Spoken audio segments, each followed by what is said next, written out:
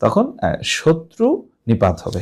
যদি কোনো ব্যক্তি আনন্দের সঙ্গে পুলিশের সাথে দেখা করতে দেখে, তবে স্বপ্নদ্রষ্টা ব্যক্তি খুব তাড়াতাড়ি চাকরি পাবে অথবা কোনো লাভজনক ব্যবসার সাথে সম্পৃক্ত হবে। অত্যন্ত ভালো স্বপ্ন।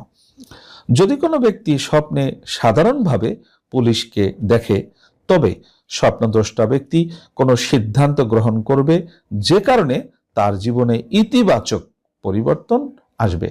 আপনি স্বপ্নে সাধারণভাবে পুলিশ দেখছেন, হ্যাঁ, তো এই স্বপ্নের ব্যাখ্যা হবে যে আপনি এমন একটি সিদ্ধান্ত নিতে চলেছেন আপনার জীবনে, যে সিদ্ধান্তের কারণে আপনার জীবনে একটি ইতিবাচক পরিবর্তন আসবে। আলহামদুলিল্লাহ।